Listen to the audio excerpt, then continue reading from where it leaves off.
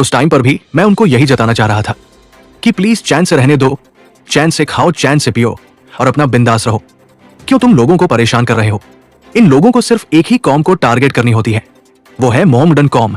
ये मोहम्मडन कौम को टारगेट करते हैं और ये अब से नहीं है, कब से ही चला रहा है। यूपी के अंदर, उत्तराखंड के अंदर देखो, ये सबसे ज्यादा हो चुका है कि एक ही कौम को टारगेट करना है। इनको कोई ना कोई बहाना चाहिए होता है कि इनको हम किस तरह टारगेट करें, नाम को लेकर या दुकान जल्दी ना बंद करने को लेकर।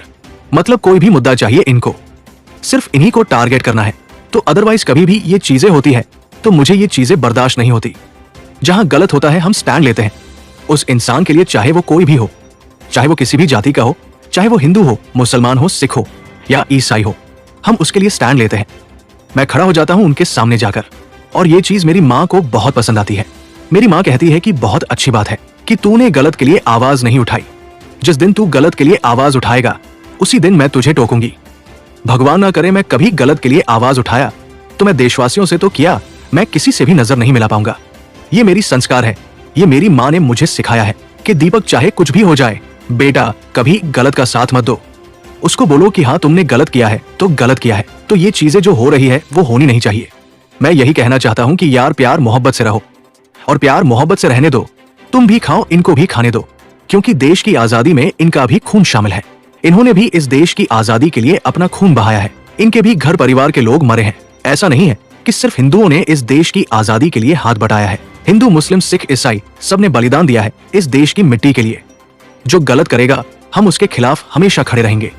और रही बात डर की, मैं सच कह रहा हूँ भैया, मुझे डर सिर्फ ऊपर वाले से लगता है। मैं उसके अलावा किसी से भी नहीं डरता हूँ। चाहे कोई भी आ जाए मेरे को डर नहीं लगता। आप यही समझ लो कि 150 लोग थे, मैं फिर भी अकेला गया उनसे लड़ने। इसलिए गया क्योंकि मैं न्याय की लड़ाई लड़ रहा था, मैं गलत की लड़ाई नहीं लड़ रहा था। और लड़ाई भी कुछ नहीं थी, मैं सिर्फ उन लोगों को समझाने की कोशिश कर रहा था कि आप शांति बनाए रखें। आपको रहने का अधिकार है हिंदुस्तान में तो इनको भी रहने का अधिकार है। आपको खाने का अधिकार है तो इनको भी खाने का अधिकार है। तो प्लीज इनको भी शांति से रहने दो।